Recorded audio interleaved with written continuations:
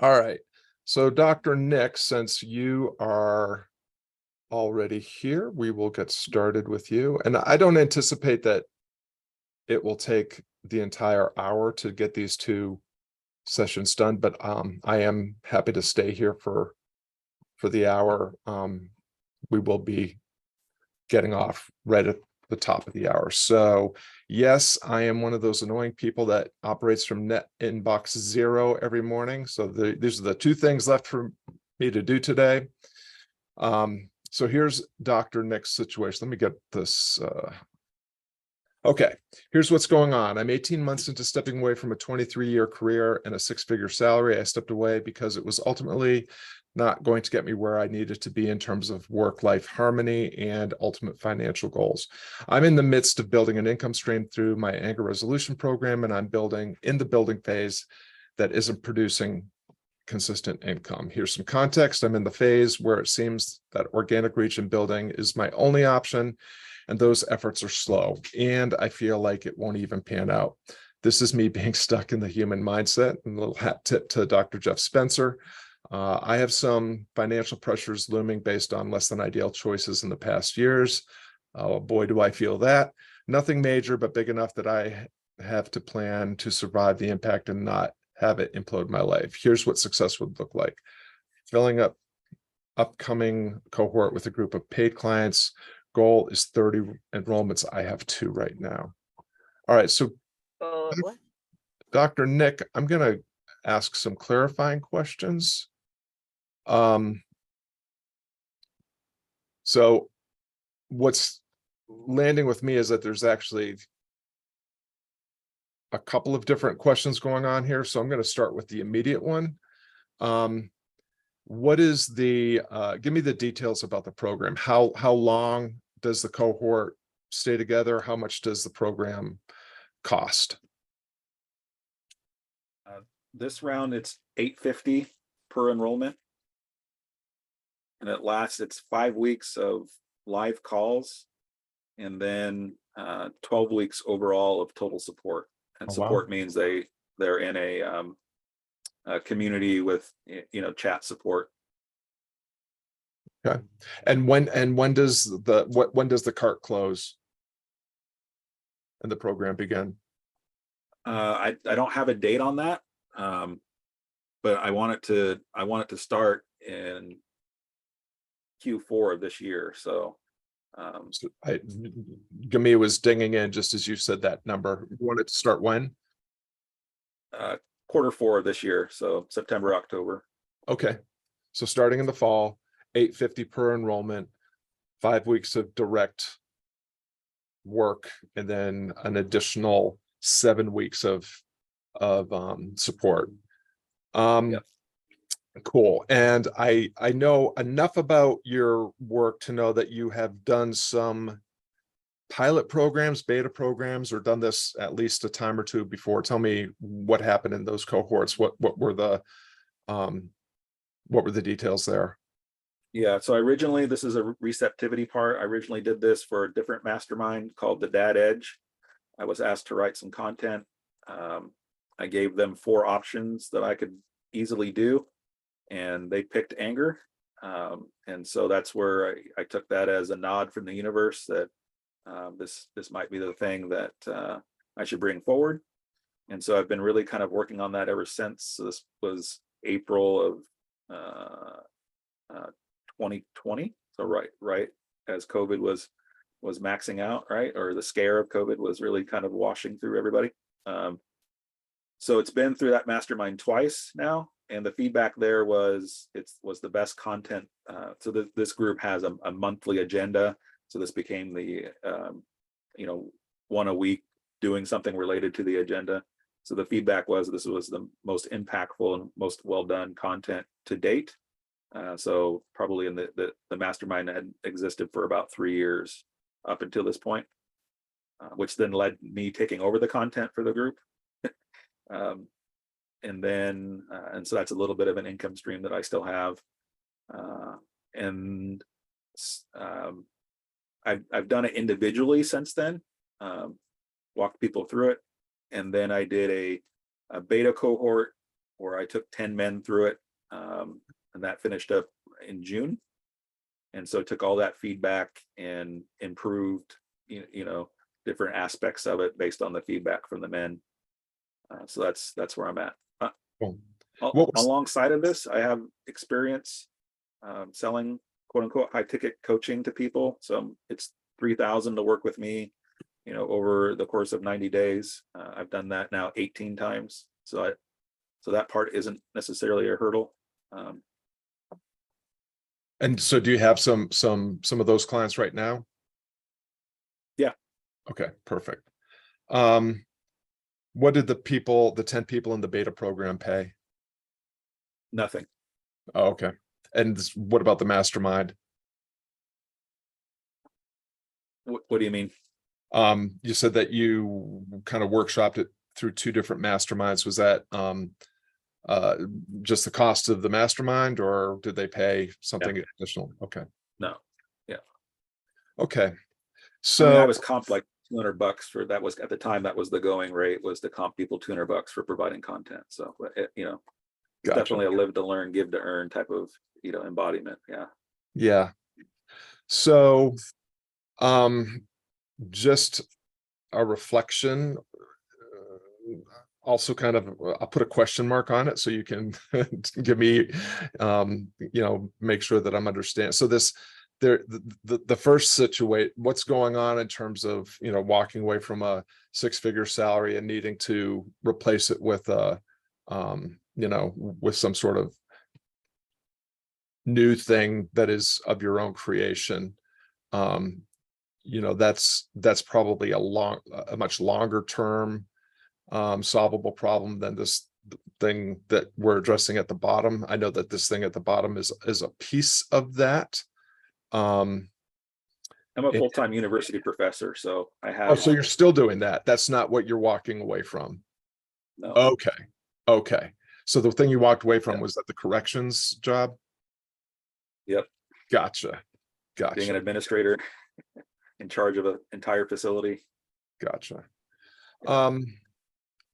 So this really only needs to be, at this point, my initial goal is 5,000 a month is my overall kind of,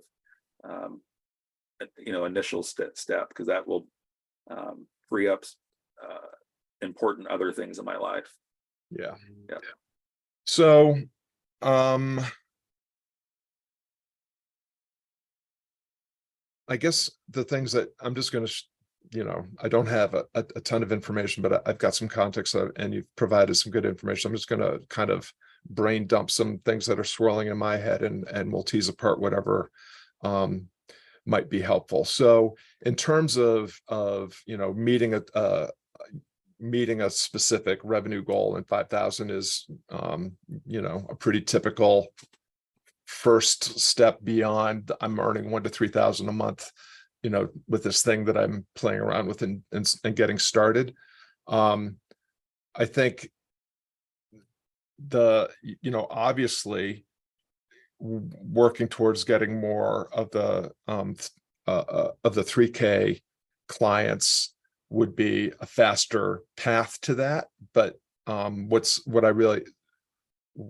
what comes up for me is it seems like you're doing the next natural step. So I think it's from my personal experience and the experience of working with other clients, if you can validate and sell your higher ticket thing first, you've immediately built in some sustainability to your enterprise, because you've got money coming in that can cover your expenses and provide you with the minimum monthly revenue that you need. Once you've kind of validated that, you can start to expand your menu so that usually the what I see is the thing below your 3,000 and 3,000, again, typical price point for a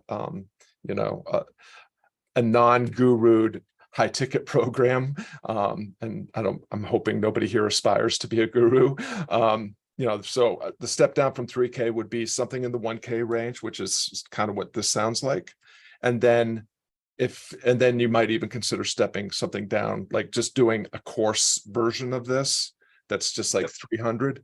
But But what you then are doing is you're setting yourself up. So when you get into a conversation with someone and it gets to that point where you've delivered enough value and they've moved through the marketing phase into the sales phase, that now it's just a matter of like, what am I going to buy? And that's going to be based on their level of trust. It's trust in you, of course, but my experience is mostly it's like their willingness and their feelings of worthiness and trust in themselves to actually make the change that they want to make with some accountability and help. So I like the structure. So I'm going to give some tactical advice for the final piece, but first, just for everybody else on the call.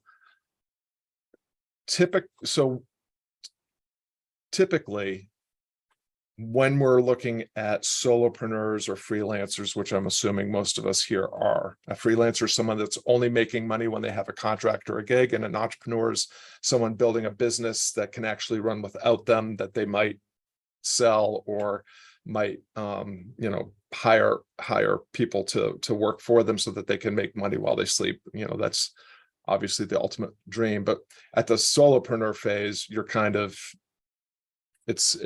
you're a one person show operating a business.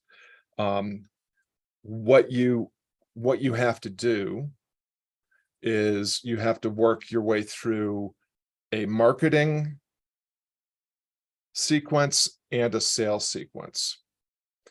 So the first thing marketing is you move someone from I don't even know you exist to I'm aware that you exist. And then it's you earn their attention. They'll follow you on social media. They'll pay attention to the things that you're sharing on YouTube. They might subscribe to your podcast. I know, Nick, you have a great podcast. Then after awareness and attention comes permission and trust. They give you permission to have a direct conversation with them. That might be reaching out to you on Messenger or direct message, or responding to a direct message you send, or signing up for your email list. Awareness, attention, permission, trust. That's all marketing stuff.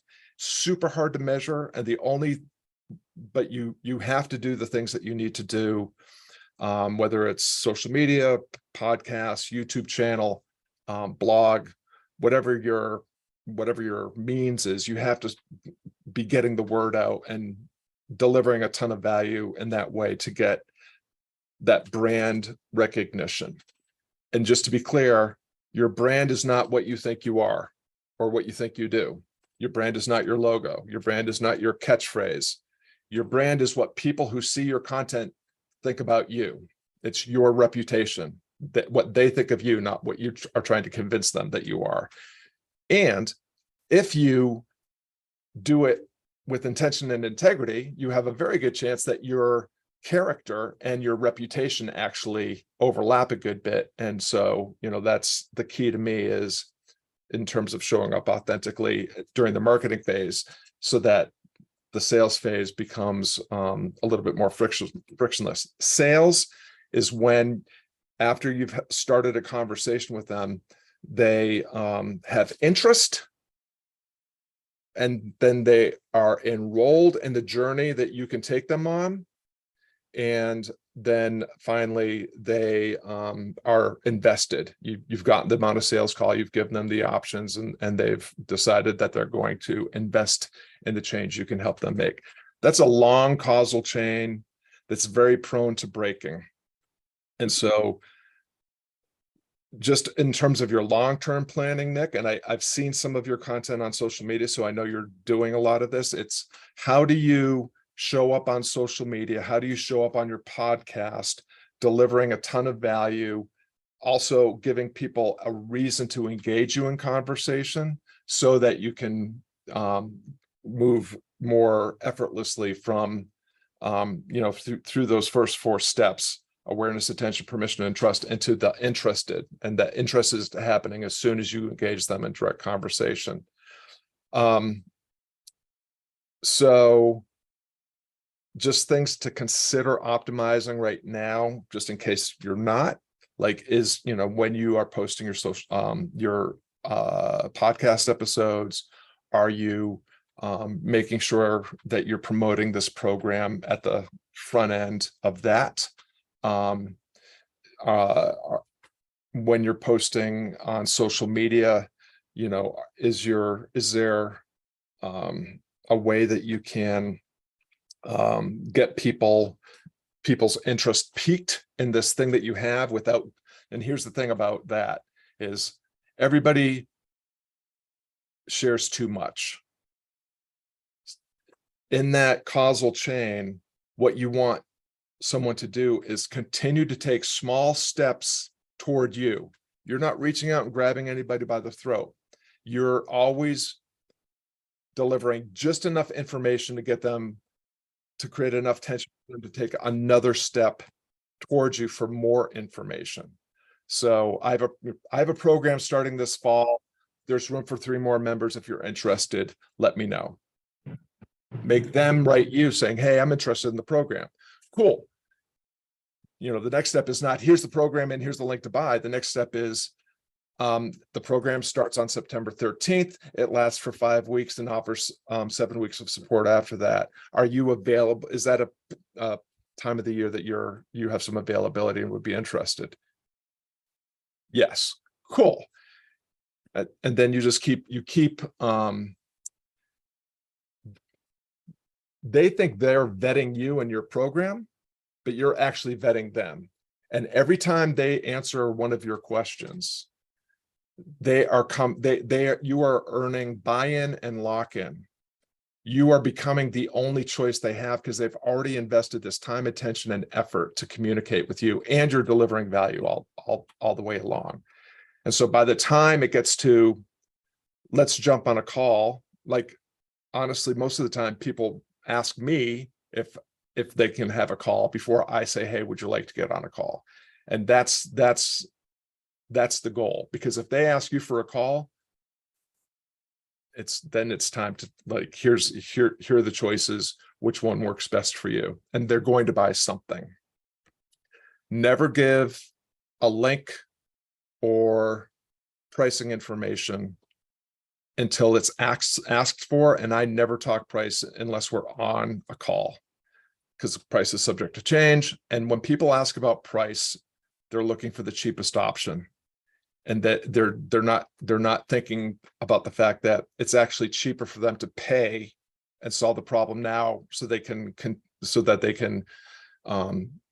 reallocate those resources later. You know, so some things there. Now, really super tactical.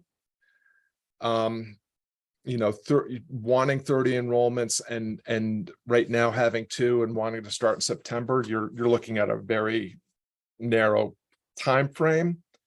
I think doubling down on your social media, podcasting, if you have a YouTube channel, if you have an email, what's your email list look like? Do you have one, Dr. Nick? I do.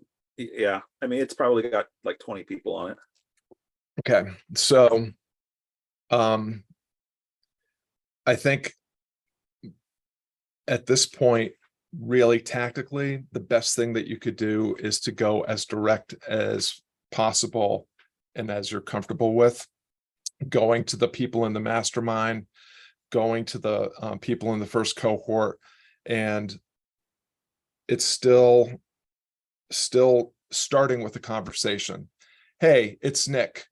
I wanted to touch base with you because you were in an early iteration of this program that's now developed into a cohort of 30 people, you know, launching in September.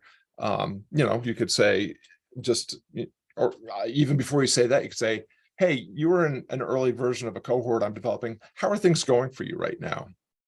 Right? Because if they start expressing that they still have a problem, then you have a possible customer right there. If they had success, then you are asking for a testimonial, for referral, for becoming a member of, you know, your street team and helping spread the word, that kind of thing. And I, you know, depending on what your list of 20 looks like, some sort of direct sales letter to them might get Yes. you a few sales. I mean, this is a super challenging one, Dr. Nick. So I think, Yeah, I'm not looking for a miracle. I mean, and I do have other things in place. Like I have a slew of 2-steps, over the past, 4 or 5 months. So I have that whole list of people that have asked, for um, guides that are paying attention to me. So my other thought was I'm going to go on a podcast roadshow and be a guest on other podcasts and talk about what I do with men and anger and whatnot. Trying to leverage other people's audience has definitely been part of the plan as well. I know a guy that can help you with that. I'll make sure I talk to him and have him reach out to you directly. You'll Perfect. know who he is. He looks a lot like me. Yeah. Another, just one more thing that worked really well for me. So I think Amia is still here. And Penny was also in like the second cohort of the coaching business prescription. And what I did with that was a $300 program, but I offered an upsell of one-on-one coaching.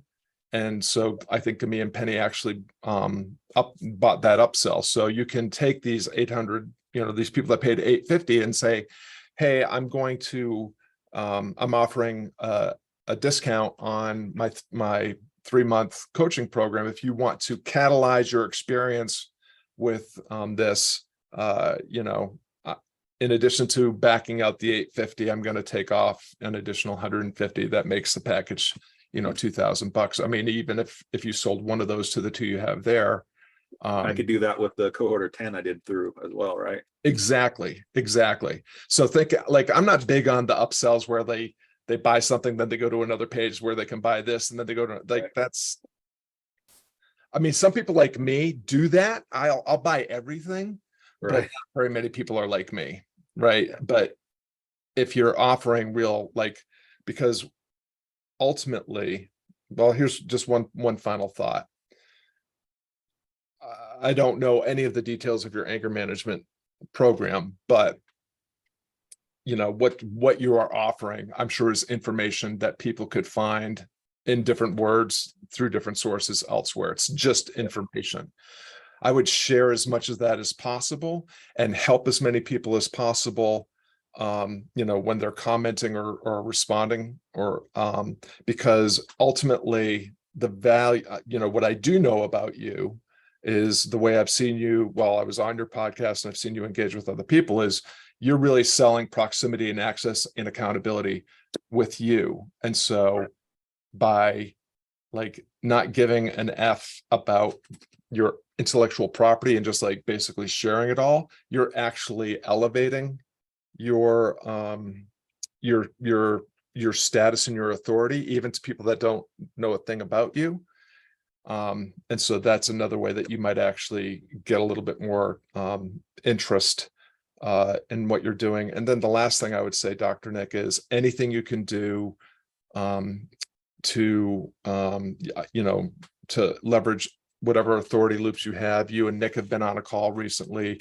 You have you've interviewed a ton of people that are recognized, they're famous to the family, to people that are interested in this kind of stuff. So even social media that just shows clips of past conversations with high profile guests that also mentioned that, by the way, we're addressing anger in this program launching in September, if you're interested in the details. So just right now, everything has to point to having them raise their hand and say, I'd like to learn more about that program. But you can repurpose a ton of stuff that you have, and you'll be able to do that. Is that helpful? Yes, very much so. Thank you. Awesome. I want to get to Gami so that we give her time too, but does anybody have any additional questions or reflections for Dr. Nick before we move on? Anybody want to offer him a cigarette before he goes up against the firing wall, firing squad, that stone wall? That's a great background. Gami, Hey, how the heck are you? I am berserk. I'm just I'm just going crazy. It's Huh. So nothing it- has changed since we saw nothing you has last. changed. I digress, right? But it's quite interesting. I think the way it's let me to capitalize on what Nick's, you're talking about Nick about doing the workshops and all that. And I guess maybe to give you guys an update, I have been doing a lot of workshops, and you know this, and I have that $300 like workshop that is going on. I have had a couple of conversions. However, those conversions have not like stuck. And I went on to do these different kinds of workshops that were really focused towards, and just so you all know, I work with a lot of Muslim women on business entrepreneurs. And they asked me, I went into a really niche market, which is these Indonesians who are living in the United States. They want to start a business, and the managing organization asked me to do several series of workshops with them, and they proved really interested. However, they're definitely not in that realm of that even $1,000 mark, right? Or even the $600 mark. Like it's a very low mark, but part of me going back into my values of being a servant and creating value for somebody, and then going back to what you're saying about this the difference between entrepreneurship and solopreneur is to build something, to be like a gardener, right? You cultivate this community. Now I just launched it literally, and I didn't use your Scott's method, since that was a bad one. I took it down. And the point was I really created that for this particular market, because there were so many hands that were raised, and I said, okay, great. What do you want to do? And everybody gave me their food of thought, right? I'm like, okay, great. So I'm just going to kind of slap things together. I have a lot of material anyway. I chose Mighty Networks because I could have content, courses, and I could cultivate a community as well. A lot of people raise their hands, but nobody signed up. And I'm at this point of, I think we had this conversation too, like Scott, right? And in regards to like, where exactly am I positioning myself? Am I aspiring entrepreneurs, or is it those entrepreneurs who are like kind of on the cusp of moving forward? I will tell you, as I open this, I think my market is really on the cusp of moving forward. Some of the great successes of my clients, they have won real venture money and have gone to make amazing success. So I kind of feel like this is the direction that I want to take. And I guess my question was to you is like, well, I guess it's not even a month. I put $100 down with Mighty Networks, not, the whole full year or whatever, just to kind of feel. And my question is like, should I stick? Should I not? Like, that's the question. I can't answer that question directly because that would be advice, but you actually are touching on several things. Some of them are wrapped. So I didn't make this clear at the beginning. So just because we have a lot of people that are guests on this call, not members of the premium community, I don't have the meeting chat. It all goes to me. It's just to make, I don't have to worry about anybody communicating inappropriately through back channel. So Sonia had asked a question: how do we define guru? Because I referenced gurus before. Okay. And something that you said also, I think, weaves into this, and it bears just speaking to for a moment. So I mentioned that Penny and Gami are graduates of the Coaching Business Prescription program. Gami was someone that had a lot of success, like right out of the gate. I think you you more than paid for the cost of my program by Yep. selling your program within a month or so. Mhm. But this is the thing about a prescription and how it's different from something that's prescriptive, and how it's different from the kind of things that we see from people I call gurus.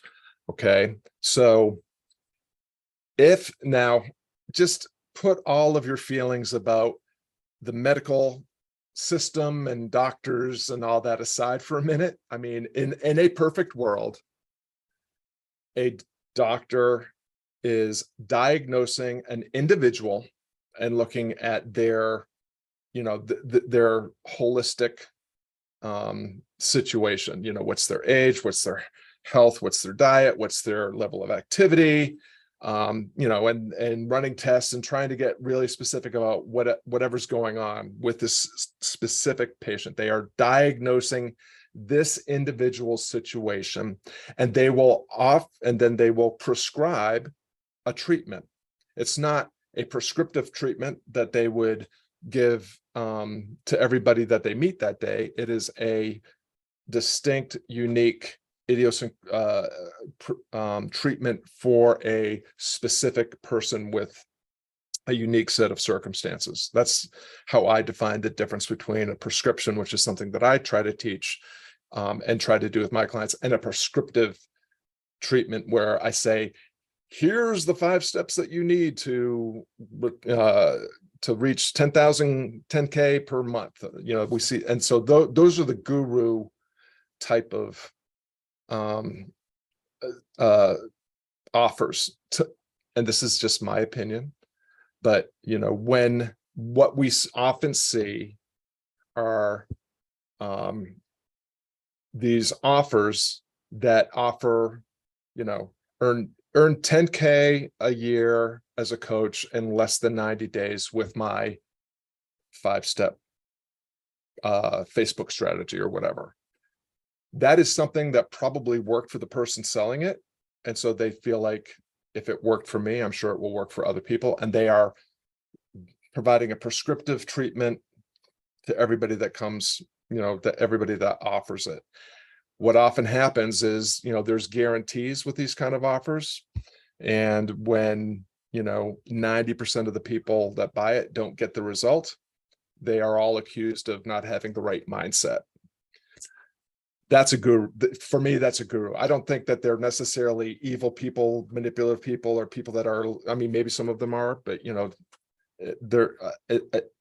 I give people the benefit of the doubt. I think most people that are selling things online honestly think that it's going to help people, but it's based solely on their experience. It's not based on how effective it's been for a majority of their clients. So when you say that you didn't follow my prescription, it's what my prescription is let's get your offer right. Let's find your audience and let's figure out how to put your offer in front of your audience so you can help them solve their problem with your means. So I'm guessing that you actually did kind of do that with your offer, because I know I from did. working with you that you have great, you have great and you have a very similar approach to me. Like you're working with individuals and you're helping people navigate their challenges, not some sort of broad brushed thing. But here's something. Oh, of course, Sonia, thank you. It was a great question. Thank you.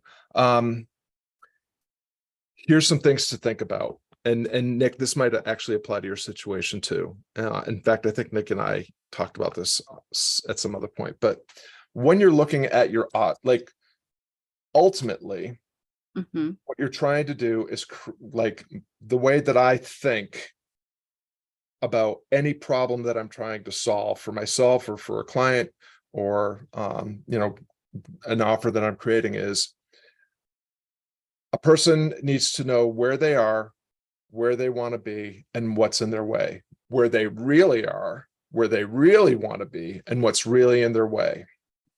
And if I feel like we've got that dialed in well enough, then it's what are the 3 things that we need to get right enough to get them a better result, to get them moving in the direction they want to go to help them close the gap between where they are and where they want to be. Compress time, save effort, save money, what have you. With any kind of business, I work with a lot of coaches, so I wrote a book called The Coaching Business Prescription, but this really just works for any business. What does it take to have a successful business? You have to have an irresistible enough offer that is directed at a specific and eager audience with a specific aspiration or challenge that you can help them with. And you have to have a sales success strategy that puts that offer in front of that audience that doesn't require you to spend 8 hours a day trying to plug leaky funnels, create endless content, scroll social media, spam,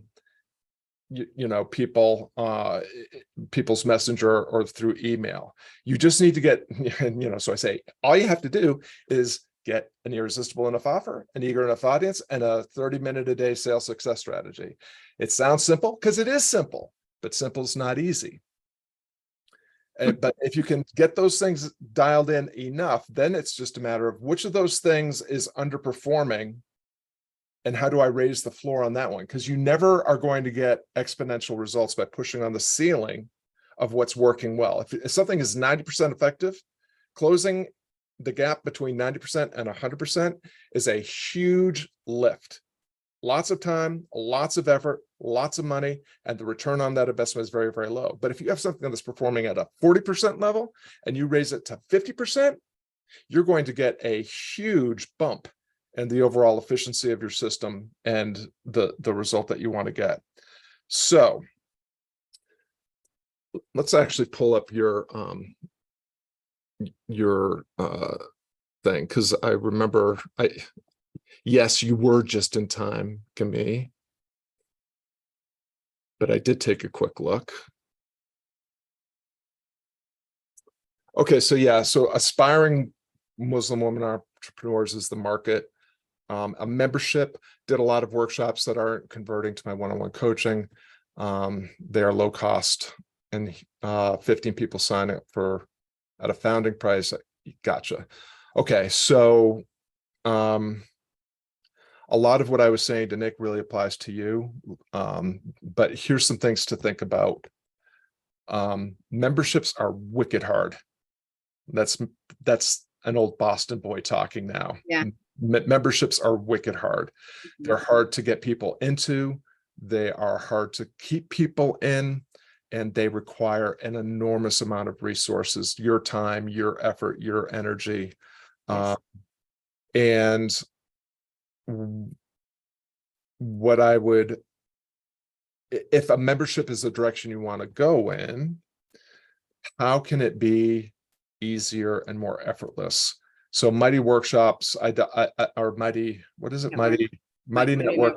I've Nick and I both know Jack Butcher, who's a graphic designer that is really hot right now, and I've actually purchased all of his programs, and they're all in Mighty Network, and it's a great platform for creating a course, and you can generate forum like conversations there. In general, there's not a forum. I've never been in a forum, whether it's a Facebook group or a discourse group or a Mighty Network group. The forums are just really hard, and it's not really what people are looking for. So just like I was saying to Nick, what you are really selling, and I know from working with you and from seeing the way that you engage, like, people really want access to you. They want proximity, they want access, they want accountability, they want exposure, time with you. I don't think that your membership has to be anything more than this. We get on a Zoom once a week, or we get on a Zoom twice a month, or whatever you want to do, 3 times, whatever, but you don't need any additional to get started. It might be that you want to expand it over time, but like, again, right step, right time, right sequence. The first step is can I earn your, so what you have is you have the awareness, attention, permission, trust, and interest of 15 people. Mm-hmm. Evidently, this style of membership is not what they're looking for, but you're also, this is the part that applies to you, Dr. Nick, is when you're looking at your audience, I can't remember the author's name, but a lot of marketers and copywriters talk about the 5 levels of audience. I can't count that high, so I have 3. Your 3 levels of audience essentially are, the first one is, I don't know what my problem is, and therefore I don't know what the solutions might be. You can try to sell to that audience, but that's a very heavy lift, because first you have to help them see the problem that they have and convince them that it's worth, investing in solving. Then there's the people that are problem aware, solution aware, but they're not sure what they're going to, they're not sure if they're going to buy or what they're going to buy. That's an easier lift, because at least they're problem aware, and you can, by delivering value and answering their questions and sharing content with them, you can get them over the line. But the very best, the most eager audience is, I know the problem I have, I know the solutions that are out there, and I have my credit card out and I'm ready to decide which one I'm going to buy. And that's where that situation I was talking about with Dr. Nick is, when you had those people in conversation, and you're very strategically, and we talked about this a lot when we were working together, because you are a very empathetic and generous soul. And so you would be like, oh, you're way over here, I have the solution and it's over here, come on over and I'm going to help you. But what you have to do is always, and Penny is sick and to death of me saying this, what's the step before the step? What's the step before that step? What's the step before that step? And the first step is, tell me a little bit about what's going on. Mm-hmm. Oh, that's interesting. So what I'm hearing is, this is your situation. Oh, cool. And do I understand that this is where you want to be? Okay, awesome. And then what's the biggest challenge for you? And what else? And what else? And what else? Like, helping them see where they actually are, where they actually want to be, and the problem that they actually have. And if you like, even those conversations, you have gotten so much buy-in and lock-in with them already, they will probably buy something from you.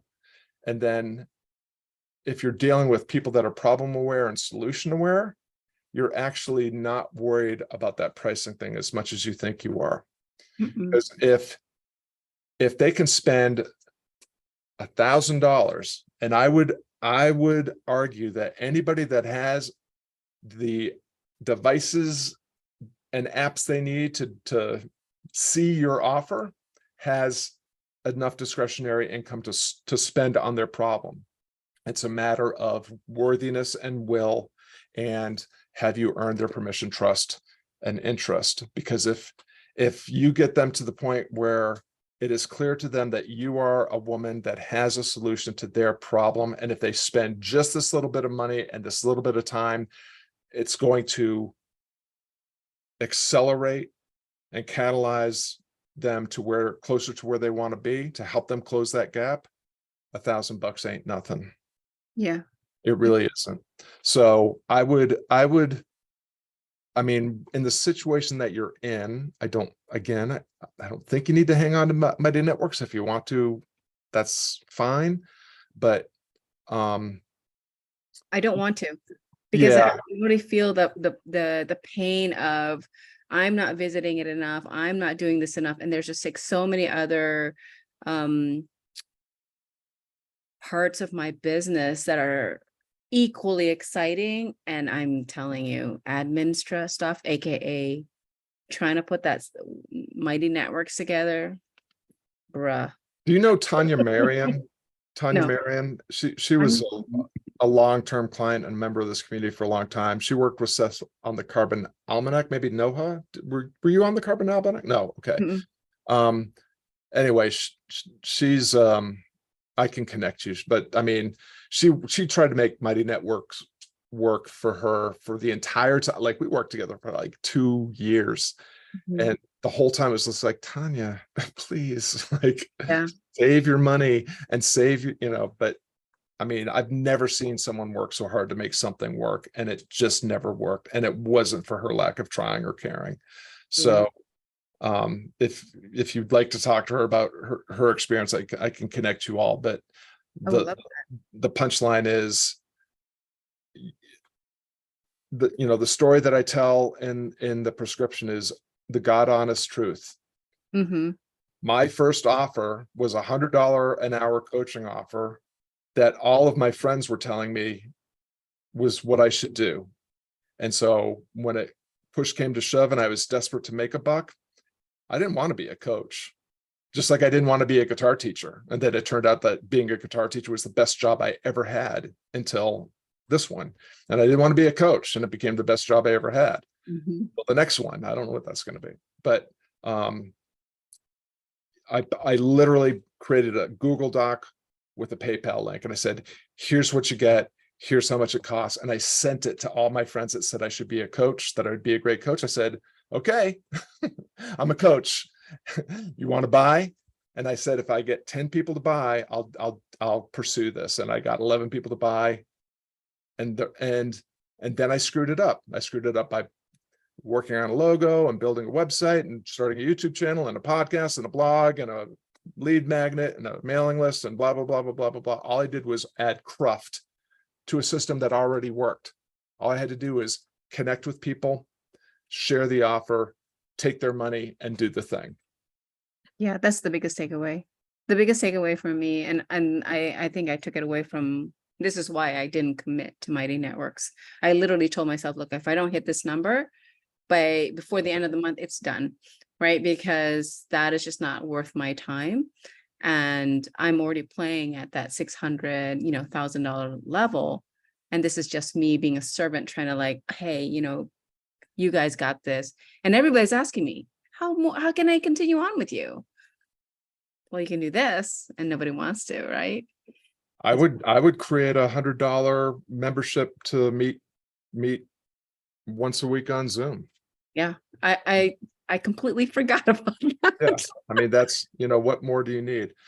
I've got to wrap this call up to get on to my next client call, but just one last thing to think about for anybody on this call or anybody watching the replay. I had a musician friend that had inscribed on his guitar right here where he would see it all the time. Just because you can doesn't mean you should. And that's where this idea of restraint comes in, because a lot of the times the things that we're deciding that we're going to do as a business or as an offer are things that we know we can do because we've already demonstrated that skill or we have that experience. But just because you're skilled at something or experienced at something, that doesn't mean that that's the thing that you should be doing with your life. And so, oftentimes, what I found over time with people in that coaching business prescription is the people that succeeded were actually in their zone of genius and were heeding the call of their life's true vocation. And the people that didn't succeed were just trying to make something work because they thought that they could make it work because they had this skill set or this audience or whatever. But if you're not really on your actual path, your soul's true calling, your purpose, your passion, your vocation, whatever you want to call it, if you're not in that lane, it really, even if you succeed, you're not going to feel the sense of fulfillment and joy and prosperity that most of us are chasing. So something to think about before you try to fix what's broken or find what's missing or fine tune what needs work is, if this was all I could do for the rest of my life, is this what I would do? Because if it's not, it might be worth considering doing the work to find like what's the thing I should actually be building. Because if you're building the right thing, And all you have to do is the right thing at the right time in the right sequence. And you're going to get there. Because what actually ends up happening is the money and the reputation and the sense of purpose and passion that we're all thinking those are the outcomes we want. They actually become side effects of just doing the work that you're meant to be doing with and for the people that you actually care about. And if you do that and you show up every day, over time, everything else will kind of take care of itself. And I know that sounds a little woo-woo, but that's me. I'm a woo-woo guy. All right, gang. I hope that was helpful. That was certainly fun. Great to see you all. And if Thank you you want so to join the much. call, oh, you're very welcome. If you want to, I'll share the link wherever I'm communicating with you. And yeah, if you want to come next Thursday, would love to see you then. Okay. Have a great Thank day. you so much. Take care, everyone. Bye. Thank you.